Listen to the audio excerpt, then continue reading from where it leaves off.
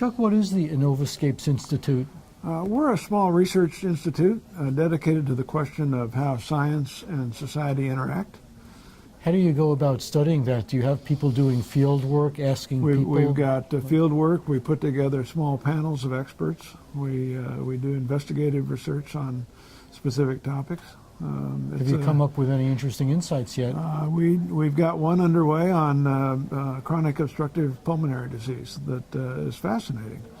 Has to do with, this is a disease that, first of all, it's the third leading killer in America, higher than strokes, higher than all accidents. It's amazing. It's been the fastest growing, until Alzheimer's, it's been the fastest growing disease in America over the last 50 years as a killer. When a disease suddenly starts growing and becomes more common than before, does that indicate that something changed? I think so, generally speaking. And do you have an insight what it is that changed? We do. Now the AMA and the Lung Association and CDC, the Center for Disease Control in Atlanta, all say it's due to smoking. The data doesn't support that. So you think that there's something in the air that's fostering heart disease? We do. And what is it? Submicron particulate matter combined with toxic molecular elements. You mean like waste from burning fossil fuels? Waste from burning fossil fuels makes the right size particles. NOx and SO2 from power plants and automotive exhaust make the molecules. And you got a little acid etching plant planted right in your lung. Now, once you put together ideas, where do those ideas go? Do you present it to people in government or academia or business? Kind of all three. It depends on the constituency. Depends on the question, first of all. So do you have a network of connections in these institutions so that when they see something is from you, they say, well, we're going to take this seriously? Well, we hope so. As opposed to a cold call from somebody they never heard of. Well, I've got an interesting, history of a career. Ran MediaX at Stanford for several years, and I've done a lot of work in various fields. So I've got at least an entree. I like to believe in some places.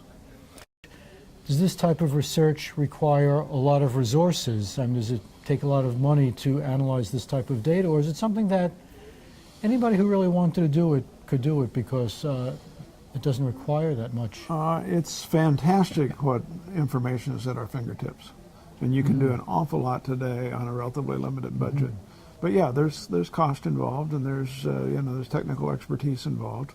So these are funded projects by and large. Do you think we need to revamp our system of education, not just the content of the material taught but by the way it's taught? Oh, sure, absolutely. And what would be an example of something we should change in that area?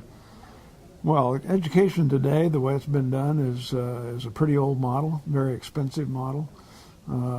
What you can learn on the web, self-directed, self-guided kinds of things are tremendous. If you could build almost an apprenticeship or tutorship program where you get a tutor on occasion, but you really do a lot of self-study and then you have periodic insertions, I think could be a more cost-effective model. Some kids need to be excited by what they're learning. It's not that they're stupid, they just need to feel passionate about it. Is there any way of teaching that might instill passion in the students because they're quite capable when they want to learn? Boy, if you have the recipe for that, I'd love to know it. I don't. I keep asking people. But you're right. Put it together. I mean, the passion is what drives so much of these things. What's the thing? You can get a job and work at it. If you find a passion, it's not work. Are you optimistic about this conference that it'll produce this is a great ideas? conference. Great conference. First of all, the people here, the breadth of the people here, and the quality of the people here are exceptional. We knew that from the list we got when we first got the attendance list. What I'm finding remarkable is how open and accepting people are of each other's ideas. That's not as common at these kinds of conflabs.